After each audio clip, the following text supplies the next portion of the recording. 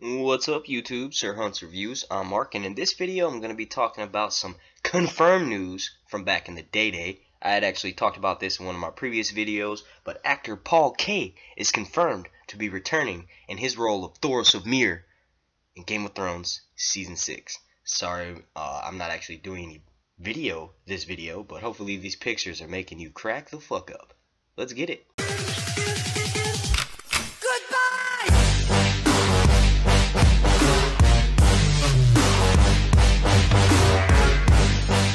Actor Paul Kaye's acting agency, Vivian Clary, confirmed that he will indeed be returning to Game of Thrones Season 6 by basically talking a little bit about his theatrical work and then closing the statement by saying that he has been at work and fans can eagerly await his return in Game of Thrones Season 6. Now, a lot of people kind of know who he is, but we haven't really seen him in a while, so I'm gonna go ahead and do a brief breakdown of this motherfucker.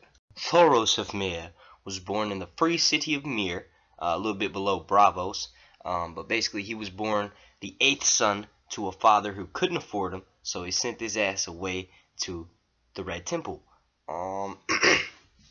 Thoros of Myr had a way with women.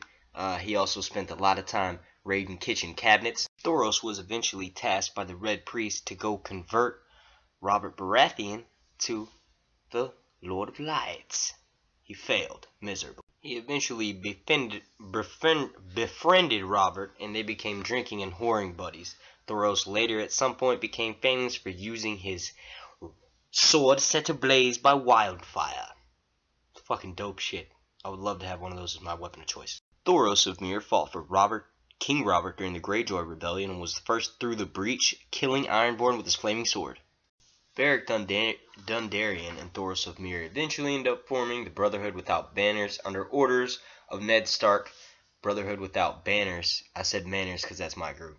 But yeah, basically the group consists of Lord Beric Dondarrion, Thoros of Myr, Sir Gendry, Harwin, Tom of Seven Streams, Lem Lemoncloak, Anguy, Greenbeard, the Mad Huntsman, Jack Be Lucky, Lord Edric Dane, and Lady Motherfucking Stoneheart.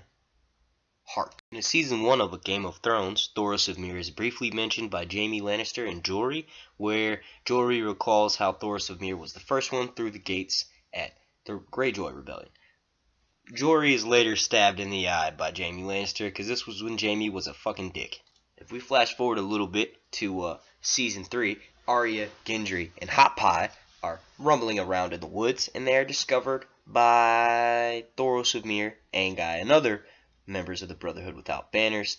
He convinces them to come back with him, and they reveal how they escaped from Harrenhal at a local inn. Eventually, Sandor Clegane is captured by the Brotherhood without banners, and he reveals the true identity of Arya. They try to convict him of his crimes, even because he was under the service of the Lannisters, even though he did not personally commit those crimes. And then Arya yells out, "Yo, you killed the Butcher's boy." So eventually he ends up having a trial by combat with Lord Beric Dondarrion. The fight rages on for, I don't know, in the show, probably like 3 to 4 minutes. It's a pretty intense scene.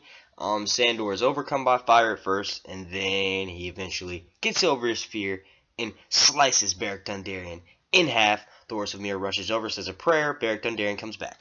Arya is never fully able to forgive Beric and Thoros for selling Gendry to Melisandre. So she eventually, on her travels with the Hound, ends up putting Beric and Thoros on her death list. And we saw her take out somebody from her death list last season. Arya is a classic example of someone who gives no fucking fucks. The last mention we get of Thoros of Myr is in Season 5 when Tyrion is in Volantis and he's witnessing a priest that is giving a sermon on the street. He says, and I quote, "She's a lot better looking than the Red Priest we had back in Westeros." Does Thoros being recast mean that we'll be getting to see Lady Stoneheart in Season 6 of A Game of Thrones? I don't know. I feel like her story, if she was going to be brought back, should have happened in Season 4. It's a little bit too late. I'm going to stick with my original assumption and say that Lady Stoneheart's main plot points will be given to Sansa Stark this season. If we do see Lady Stoneheart, it'll probably be just kind of, I don't know, like rushed, I feel like. I don't know. We'll see. Let me know what you guys think down in that comment section. Did I say too rushed? Because what I meant was too fucking late. It's too late, HBO.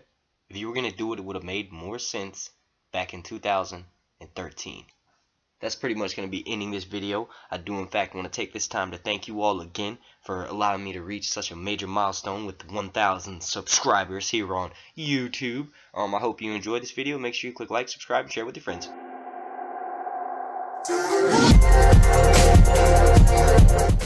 This has been Sir Hunt's Reviews.